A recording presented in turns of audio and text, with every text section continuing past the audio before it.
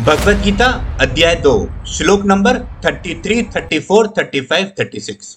श्लोक में कहा जा रहा है कि भगवान अर्जुन से कहते हैं कि हे अर्जुन, अगर तुम इस युद्ध में विजय को प्राप्त करते हो तो तुम्हें सारे राजभोग भौतिक सुख प्राप्त होंगे। लेकिन अर्जुन पहले ही मना कर चुका है कि मुझे किसी भी प्रकार के भौतिक सुख की आवश्यकता नहीं है। लेकिन भगवान फिर कहते हैं कि अगर तुमने अपने कर्तव्यों का पालन नहीं किया या तुम अपने कर्तव्यों से भाग गए तो तुम पाप के भागीदारी बनोगे। अपने कर्तव्य का पालन करना धर्म है, लेकिन अपने कर्तव्यों का त्याग करना अधर्म है। तो अगर कोई अपने जीवन में कर्तव्यों का त्याग करता है तो वो पाप का भागीदारी बनता है। बहुत से लोग ऐसा सोचते हैं कि हमें अपने सारे कर्तव्यों को त्याग देना चाहिए, तभी हमें इस भौतिक संसार से मुक्ति मिलेगी। लेकिन भगवान गीता में क्या कह रहे हैं कि अपने कर्तव्यों को त्यागना मुक्ति नहीं, पाप है।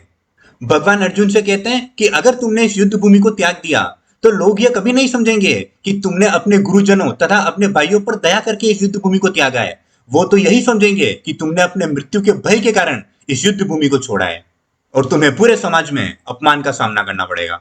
अर्जुन अब तक सोच रहा था कि अगर मैंने अपने पितामह, अपने गुरुजनों तथा अपने सगे संबंधियों का वध किया तो मुझे पाप लगेगा, जिस कारण अर्जुन ये युद्ध भूमि छोड़कर जाना चाहता था। लेकिन भगवान ने क्या कहा कि अगर तुम ये युद्ध करते हो तब नहीं, लेकिन अगर तुमने अपने कर्तव्य को त्यागा या इस युद्ध भूमि को छोड़कर तुम चले गए तब तुम्हें पाप लगेगा। इसलिए है अर्जुन, तुम युद्ध करो। अगर तुम इस युद्ध में विजयी हुए तो तुम्हें भौतिक सुख भोगने को मिलेंगे, और अगर तुम इस युद्ध में हार भी गए तब भी तुम्हें स्वर्ग की प्राप्ति होगी। दोनों ही दृष्टि में तुम्हारे लिए लाभ के दरवाजे खुले हुए हैं।